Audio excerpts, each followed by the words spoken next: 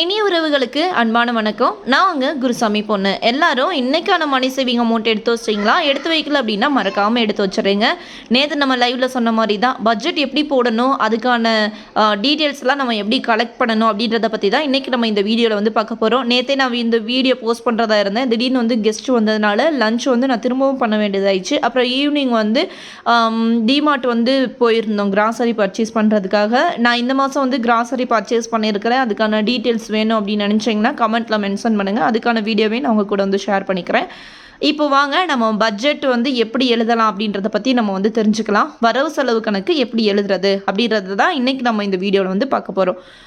இன்றைக்கி நான் ஏன் லைவ் வரல அப்படின்னா நேற்றுக்கான வீடியோ கொடுக்கல. அப்போது இன்றைக்கான வீடியோ வந்து நேற்றுக்கான வீடியோவாக தானே இருக்கும். அதனால தான் இன்றைக்கி வந்து லைவ் போட முடியல. அது மட்டும் இல்லாமல் குழந்தைங்க வீட்டில் இருந்ததுனால தான் லைவ் போட முடியல.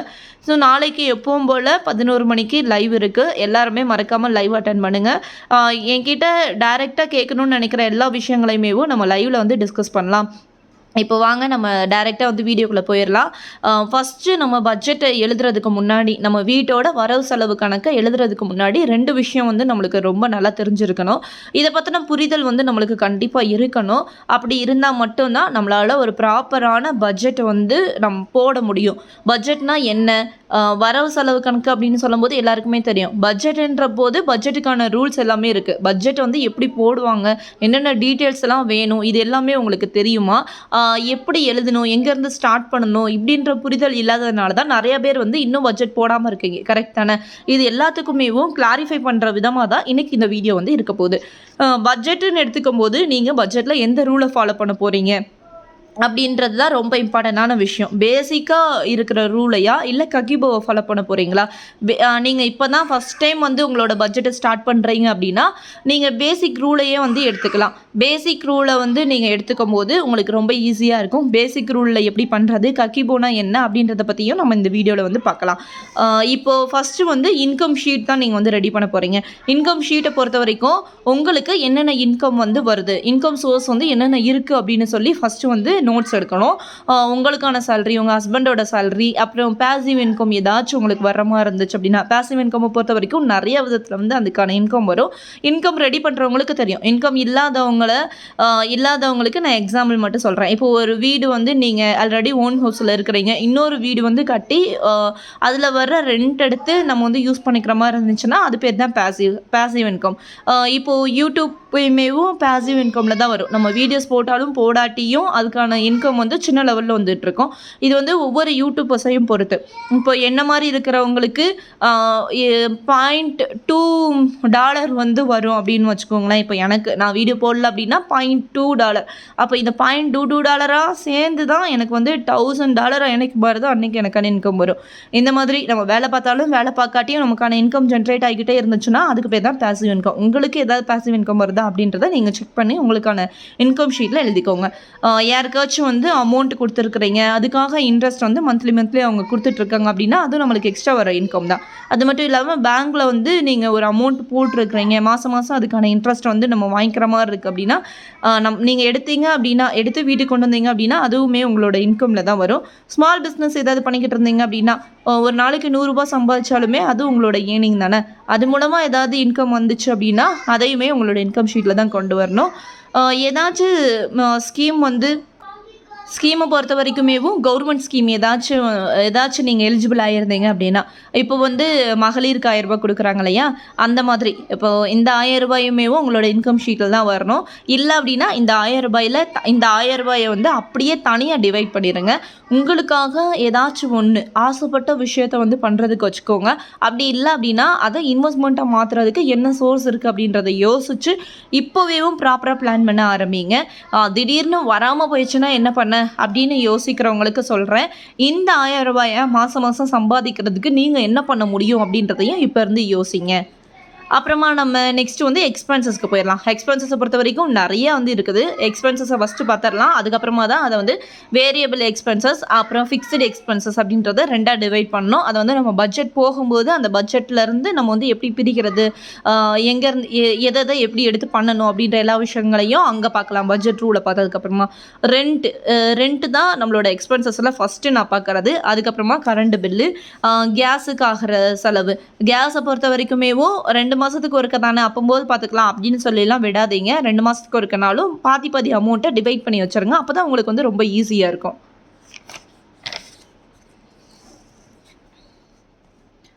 அடுத்ததான் மொபைலுக்கு ஆகிற சார்ஜ். இதுக்கு முன்னாடி வரைக்கும் ரூ. 200 இருந்துச்சு அப்படின்னா போதும் மொபைல் ரீசார்ஜ் பண்ணுறதுக்கு. ஆனால் இப்போ இருக்கிற சிச்சுவேஷனையும் கொஞ்சம் யோசனை பண்ணி பாருங்கள். எவ்வளோ அமௌண்ட் வேணும், நம்மளுக்கு என்ன தேவை அப்படின்னு சொல்லி உங்களுக்கு மட்டும்தான் தெரியும்.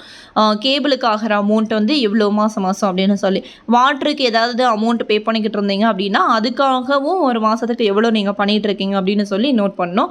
டிரான்ஸ்போர்ட்டை பொறுத்த வரைக்கும் டிரான்ஸ்போர்ட்டுக்கு நீங்கள் மாதம் வந்து பாஸ் வந்து எடுத்து வச்சுக்கிறீங்களா, இல்லை அப்படின்னா டெய்லி டிரான்ஸ்போர்ட் வந்து யூஸ் பண்ணுறீங்களா அப்படின்றத செக் பண்ணுங்கள். மேக்ஸிமம் டிரான்ஸ்போர்ட் உள்ளவங்களும் இருக்கிறாங்க, டிரான்ஸ்போர்ட் இல்லாதவங்களும் இருக்கிறாங்க இல்லையா. டிரான்ஸ்போர்ட் இல்லை அப்படின்னா நம்மளோட ஓன் வெஹிக்கிள் வச்சுருப்போம். அந்த வெஹிக்கிளுக்கு வந்து நம்ம பெட்ரோல் போடுவோம். 3 month ஒன்ஸ் வந்து அதுக்கான மெயின்டெனன்ஸ் பார்க்கணும். இப்படின்னு எல்லா விஷயங்களையுமேவும் நம்மளோட எக்ஸ்பென்சஸில் ஃபஸ்ட்டே நீங்கள் கொண்டு வந்துடணும். இஎம்ஐமேவும் எக்ஸ்பென்சஸில் தான் வரும். இஎம்ஐ எல்லாருமேவும் சேவிங்ஸ் நினச்சிக்கிறீங்க. சேவிங்ஸ் கிடையவே கிடையாது.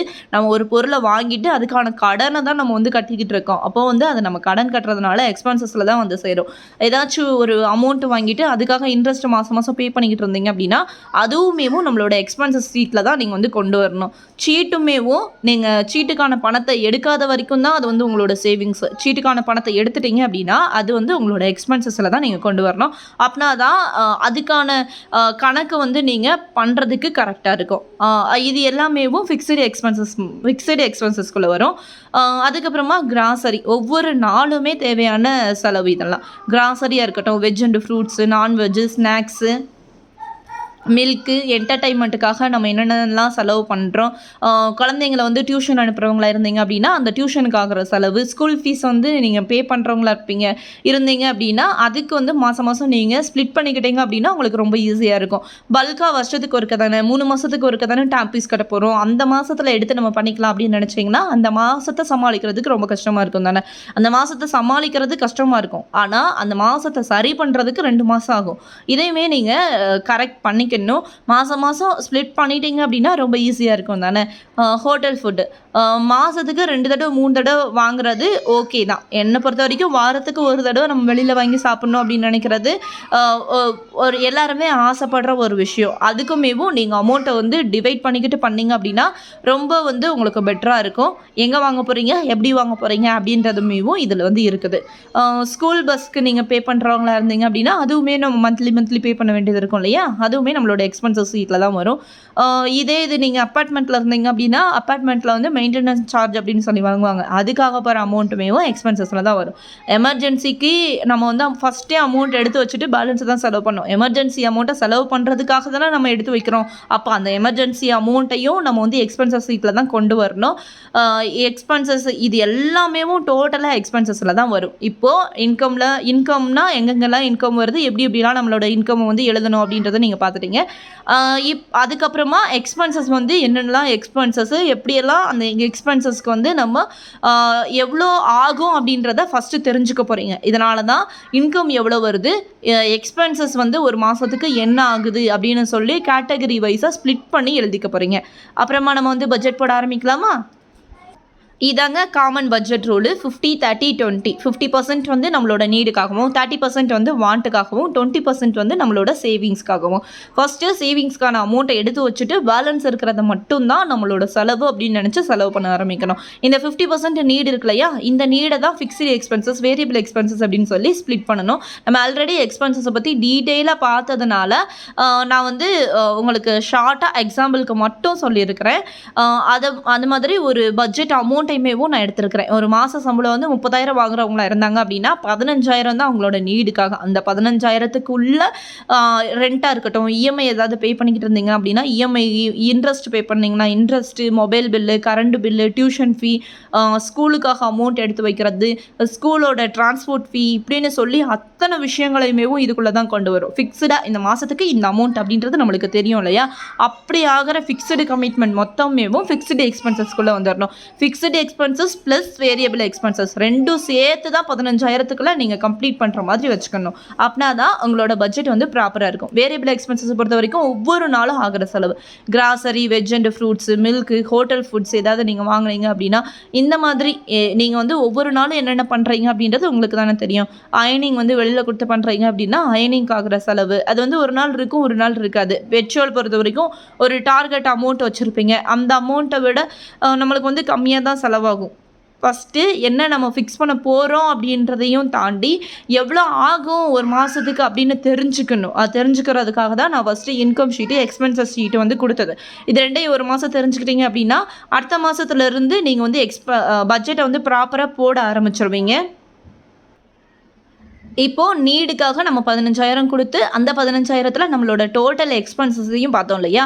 அடுத்து நம்மளோட வாண்ட்டுக்காக 30%. இதில் வந்து நம்ம அந்த 30,000 தான் வச்சோம் அப்படின்னா 9,000 ரூபாய் இந்த வாண்ட்டுக்காக கொடுப்போம். இந்த 9,000த்தில் தான் நம்மளுக்கு அந்த மாதத்தில் ஏதாச்சும் நம்ம வாங்கணும், வீட்டுக்கு தேவையானது ஏதோ ஒன்று வாங்கணும், சின்ன சின்ன பொருள் வாங்கணும்னு நினச்சிங்க அப்படின்னா அது வந்து அந்த ஷாப்பிங் லிஸ்ட்டில் தான் வரும்.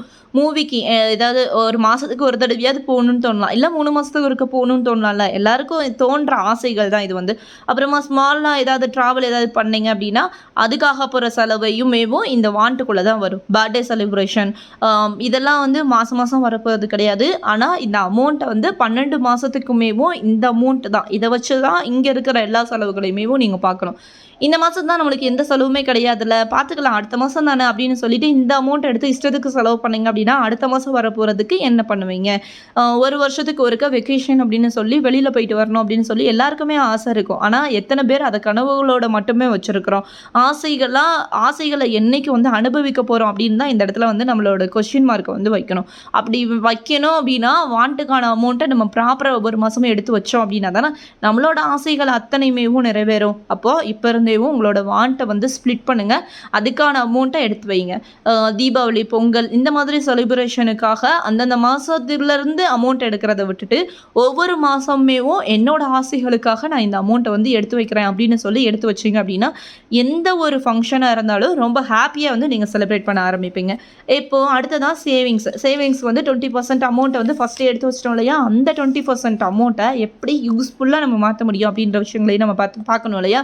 சேவிங்ஸே வச்சிருந்தோம் அப்படின்னா நம்மளுக்கு வந்து அதோட பெனிஃபிட் வந்து கம்மியாக தான் கிடைக்கும். இதே இது நம்ம இன்வெஸ்ட்மெண்ட்டாக மாற்றும் போது தான் அதோட பெனிஃபிட்டை வந்து நம்ம முழுசாக அனுபவிக்க முடியும். இப்போது 30,000 சேலரியில் உள்ளவங்களுக்கு 20% வந்து 6,000 ரூபாய். இங்கே நீங்கள் 20% வைக்க போகிறீங்களா, 30% வைக்க போகிறீங்களா அப்படின்றது உங்களோட சாமர்த்தியத்தை பொறுத்து தான். ஏன் அப்படி சொல்கிறேன் அப்படின்னா வாண்ட்டுக்கு 30% 30% நம்ம கொடுத்துருக்குறோம். அதுலேருந்து நீங்கள் 20% கூட வச்சுட்டு வாண்ட்லேருந்து ஒரு 10% எடுத்து சேவிங்ஸ்க்கு வந்து நீங்கள் ஆட் பண்ணலாம். இந்த மாதிரி உங்களுக்கு என்ன முடியும் அப்படின்னு சொல்லி உங்களுக்கு தான் தெரியும். ஃபஸ்ட்டு வந்து நான் கோல்டு சீட்டு தான் வச்சுருக்கிறேன். கோல்டு சீட்டாகவும் இருக்கலாம். நகையாக வாங்க போகிறீங்க, நகை தான் எனக்கு வேணும் அப்படின்னு நினச்சிங்கன்னா கோல்டு சீட் வந்து நீங்கள் போடலாம். இல்லை எனக்கு வந்து நகை தேவை கிடையாது, என்னோட ஃப்யூச்சருக்காக தான் நான் வந்து கோல்டு வாங்கி சேர்க்குறேன் அப்படின்னு நினச்சிங்கன்னா கோல்டு காயினை வந்து வாங்கி வைக்கலாம். அப்படியும் இல்லை எனக்கு வந்து கோல்டு வாங்குறதுக்கும் விருப்பம் இல்லை, காயின் வாங்குறதுக்கும் விருப்பம் இல்லை அப்படின்னு நினச்சிங்கன்னா கோல்டு பாண்ட்ஸ் வந்து வாங்கி வைங்க. 8 வருஷம் இந்த கோல்டு பாண்ட்ஸோட வேல்யூ டைம் வந்து இதை பற்றி நம்ம நிறையா வீடியோஸில் வந்து பேசியிருக்கிறோம். இனியும் சேவிங்ஸை பற்றி ஃபுல் டீட்டெயில்ஸ் வேணும் அப்படின்னு நினச்சிங்கன்னா டிஸ்கிரிப்ஷன் பாக்ஸில் கமெண்ட் பாக்ஸில் வந்து மென்ஷன் பண்ணுங்கள். நான் வந்து டீட்டெயிலாக இன்னொரு வீடியோ வந்து கொடுக்குறேன். அதுக்கப்புறமா என்ன வருது அப்படின்னா SSY நம்மளோட குழந்தைங்களை தான் நம்ம பார்க்குறோம். அவங்களோட எதிர்காலத்துக்காக அவங்களோட காலேஜ் போகும்போது இந்த அமௌண்ட் வந்து ரொம்ப பெட்டராக இருக்கும், பெனிஃபிட்டாக இருக்கும் அப்படின்னு யோசிக்கும் போது SSY பெண் குழந்தையாக இருந்தாங்கன்னா SSY, ஆண் குழந்தையாக இருந்தாங்க அப்படின்னா PPF வந்து நம்ம போட்டு விட்டுறலாம். மாதம் 1,000 ரூபாய் தான், சின்ன அமௌண்ட். இன்றைக்கி சின்னதாக இருக்கும், நாளைக்கு அவங்களோட லைஃபுக்கு ஒரு பெரிய அமௌண்ட்டாக வந்து அது இருக்கும். அதுக்கப்புறமா நம்மளோட ஃபேமிலி மொத்தத்துக்கும் லைஃப் இன்சூரன்ஸ் வந்து கண்டிப்பாக நம்ம எடுத்தே ஆகணும். லைஃப் இன்சூரன்ஸும் சரி, ஹெல்த் இன்சூரன்ஸும் சரி, ரெண்டுமே நம்மளோட ஃபேமிலிக்கு வந்து ரொம்ப ரொம்ப இம்பார்ட்டண்டான ஒரு விஷயம். ஆனால் இது எல்லாத்துக்கும் முன்னாடி கடன் அப்படின்னு ஒன்று இருந்துச்சு அப்படின்னா இந்த சேவிங்ஸ் அமௌண்ட்டு மொத்தமேவும் நம்மளோட கடனுக்கு தான் போகும். அதையுமேவும் ஞாபகம் வச்சுக்கோங்க. கடனை க்ளோஸ் பண்ணிவிட்டு சேவ் பண்ண ஆரம்பிச்சிங்க அப்படின்னா தான் நம்மளோட சேவிங்ஸ் வந்து இன்வெஸ்ட்மெண்ட்டாக மாற ஆரம்பிக்கும். இல்லை அப்படின்னா சேவிங்ஸ் எப்போவுமே கரைஞ்சிக்கிட்டே தான் போகும். இதெல்லாம் இருக்கக்கூடாது அப்படின்னு நினச்சிங்கன்னா எவ்வளோ சீக்கிரமாக நம்மளோட கடனை க்ளோஸ் பண்ண முடியுமோ அவ்வளோ சீக்கிரமாக வந்து உங்களோட கடனை க்ளோஸ் பண்ணிவிட்டு கடனை சின்ன சின்ன சேமிப்பு வந்து பண்ணுங்கள் உங்களோட ஆசைக்காக. இந்த இடத்துல இந்த கொஸ்டினை கண்டிப்பாக கேட்பீங்க, அதனால் வந்து நான் ஷேர் பண்ணிட்டேன். அடுத்து நம்மளோட ரிட்டைர்மெண்ட் லைஃப்க்காக என்பிஎஃப்பை பொறுத்த வரைக்கும் நேஷ்னல் பென்ஷன் ஸ்கீமு. இதுலேயும் சின்ன சின்ன அமௌண்ட் இப்போ எஸ்எஸ்ஒய் பிபிஎஃப் எப்படி இருக்குதோ அதே மாதிரி தான் என்பிஎஃப்ல நம்ம அமௌண்ட் போட போகிறோம். இது எல்லாமேவும் போஸ்ட் ஆஃபீஸில் தான் இருக்குது. நீங்கள் பக்கத்தில் இருக்கிற போஸ்ட் ஆஃபீஸில் போய் டீட்டெயில்ஸ் கேட்டிங்க அப்படின்னா அவங்களேவும் டீட்டெயிலாக எக்ஸ்பிளைன் பண்ணுவாங்க. அடுத்து கொஞ்சமாக கேஷ் வந்து நம்ம வச்சுக்கலாம் நம்மளோட ஃப்யூச்சருக்காக அப்படின்னு தோணும்போது மாதம் மாதம் வந்து ஆர்டி போடுங்க. ஆர்டி முடிஞ்சதுக்கப்புறமா இப்போ 1 வருஷம் ஆர்டி போட்டிங்க அப்படின்னா அந்த அமௌண்ட்டை அப்படியே எடுத்து எஃப்டியாக கன்வெர்ட் பண்ணுங்கள். எஃப்டியில் ஒரு பல்க் அமௌண்ட்டை சேர்ந்ததுக்கப்புறமா போஸ்ட் ஆஃபீஸில் மந்த்லி இன்வெஸ்ட்மெண்ட் ஸ்கீம்ஸ்ன்னு இருக்குது. இந்த ஸ்கீமை பற்றின ஃபுல் வீடியோ வந்து நான் உங்களுக்காக கொடுத்துருக்குறேன். திரும்பவும் வேணும் அப்படின்னு சொன்னீங்கன்னா நான் வந்து இன்னொருக்க மேக் பண்ணி வந்து உங்களுக்கு ஷேர் பண்ணுறேன். இந்த எம்ஐஎஸ் வந்து நான் ஷார்ட்டாக வந்து சொல்லிடுறேன். ஒரு பல்க் அமௌண்ட் இப்போ 2 லட்சம் வந்து நீங்கள் இந்த ஸ்கீமில் போடுறீங்கன்னு வச்சுக்கோங்களேன். இந்த 2 லட்சத்துக்கு ஒரு இன்ட்ரெஸ்ட் கொடுப்பாங்க. மாதம் மாதம் வந்து இந்த இன்ட்ரெஸ்ட் கொடுப்பாங்க. இந்த இன்ட்ரெஸ்ட்டுக்கு நீங்கள் ஆர்டி போட்டிங்க அப்படின்னா இப்போது ஒரே ஸ்கீமில் 2 ஸ்கீம் ஒரு அமௌண்ட்டில் வந்து நீங்கள் 2 ஸ்கீம் வந்து போட்டிருப்பீங்க. புரியுதுன்னு நினைக்கிறேன். எம்ஐஎஸ் 1 ஆர்டி 1 இந்த ஆர்டிக்கும் இன்ட்ரெஸ்ட் வந்துக்கிட்டே இருக்கும். இந்த எம்ஐஎஸ் ஸ்கீம் மூலமாக இந்த ஆர்டி போடுறீங்க. இதுலேயும் இன்ட்ரெஸ்ட் வருது, இதுலேயும் இன்ட்ரெஸ்ட் வருதுல்ல. அப்போது ஒரு ஸ்கீமில் 2 மாங்காய் தானே. இந்த மாதிரி எதெல்லாம் நம்மளுக்கு பெனிஃபிட்டாக இருக்கும் அப்படின்றதையும் நீங்கள் வந்து நல்லா யோசிக்கணும். நம்மள மாதிரி இருக்கிற மிடில் கிளாஸால் சின்ன சின்ன சேமிப்பாக இப்படி தான் நம்மளால் வந்து சேமிப்பு பண்ண முடியும். சேமிக்கிறதுக்கு நிறைய வழிகள் இருக்குது. இதையும் தாண்டி நம்ம வந்து கடன் இல்லாத லைஃப்க்கு போய் நம்மளோட சேவிங்ஸ் இது வந்து பேசிக் சேவிங்ஸ் இதெல்லாம் பண்ண ஆரம்பித்ததுக்கப்புறமா நம்ம வந்து ஷேருக்கு போகலாம். எதுவுமே பண்ணாமல் அதுக்கப்புறமா அங்கே போய் நம்ம வந்து திணறதுக்கு ஃபஸ்ட்டு நம்மளை வந்து சப்போர்ட் பண்ணுற மாதிரி எப்போவுமே என்றைக்குமே நம்மளுக்கு எதுவும் ஆகாத மாதிரியான ஒரு சுச்சுவேஷனுக்குள்ளே வந்து நம்ம போயிடணும் ஃபஸ்ட்டு. அதுக்கப்புறமா தான் அது போக பேலன்ஸ் இருக்கிற பணத்தை வச்சு தான் ஷேர் வாங்கி ஷேர்லேருந்து நம்மளுக்கு ப்ராஃபிட் வருதா பெனிஃபிட் வருதா அப்படின்ற விஷயங்கள் எல்லாம் ட்ரை பண்ணலாம். இதுவே பண்ணாமல் நம்ம அதுக்கு போய் என்ன பண்ண போகிறோம் அப்படின்றதையும் கொஞ்சம் யோசிங்க. இந்த மாதிரியான விஷயங்களை வந்து நீங்கள் ஃபஸ்ட்டு பண்ணிடுங்க. உங்களுக்கு இன்றைக்கான வீடியோஸ் வந்து பிடிச்சிருக்கா? இது வந்து இதோட முடிஞ்சு போயிடுறது கிடையாது. இதையும் தாண்டி இன்னும் சில விஷயங்கள் வந்து இருக்குது. அதை வந்து அடுத்த வீடியோவில் வந்து நம்ம பார்க்கலாம். அப்புறம் ககிபோ வந்து சொன்னீங்க. ககிபோவை பற்றி எதுவுமே நீங்கள் ஷேர் பண்ணலையே அப்படின்னு நீங்கள் கேட்குறது எனக்கு புரியுது. ககிபோவை பற்றி நம்ம ஆல்ரெடி ஒரு வீடியோ வந்து கொடுத்துருக்குறோம். ககிபோவை பற்றியும் நீங்கள் வந்து நல்லா இன்னும் தெரிஞ்சுக்கணும். ககிபோ வந்து ரொம்ப ஸ்ட்ரிக்டான பட்ஜெட். இதை ஃபஸ்ட்டு ஃபாலோ பண்ண ஆரம்பிங்க. அதுக்கப்புறமா நம்ம ககிபோக்குள்ளே போக ஆரம்பிக்கலாம். ஏன்னா 50% மட்டும்தான் நம்மளோட ஆசைகள் தேவைகள் எல்லாத்துக்குமே பேலன்ஸாக இருக்கிற 50% இருக்கு இல்லையா அந்த அமௌண்ட்டை வச்சு இருக்கிற சேவிங்ஸு இன்வெஸ்ட்மெண்ட்டு எல்லாமே அதுக்குள்ளே போயிடும். அப்படி நம்ம அந்த 50% வச்சு நீடு வாண்ட் 2யும் பண்ணுறோன்னு சொல்லியிருந்தேன் இல்லையா, அப்படி 2யும் பண்ணும் போதுமேவும் நம்மளோட லைஃப் ஸ்டைல் வந்து ரொம்ப ஸ்ட்ரிக்டாகவும் இருக்கும். நம்மளுக்கு எது வேணும் வேண்டாம் அப்படின்னு வாங்குறதுக்கு கூட அந்த பட்ஜெட் வந்து ரொம்ப ஹெல்ப்ஃபுல்லாக இருக்கும். நிறைய விஷயங்கள் இருக்குது ககிபோவை பற்றி பேசுகிறதுக்கு. நம்ம அடுத்த வீடியோவில் வந்து தொடர்ந்து பேசிக்கிட்டே இருப்போம். உங்களுக்கு இந்த வீடியோவில் ஏதாச்சும் புரியாமல் இருந்துச்சு அப்படின்னா கமெண்ட்டில் மென்ஷன் பண்ணுங்கள். நான் வந்து அடுத்த வீடியோவில் நாளைக்கு லைவ் இருக்குது, மறக்காமல் அட்டென்ட் பண்ணுங்கள். லைவில் கூட என்கிட்ட கேட்க நினைக்கிற கொஷின்ஸை வந்து கேளுங்க, நம்ம வந்து பேசலாம். பாய். நாளைக்கு லைவில் மீட் பண்ணலாம்.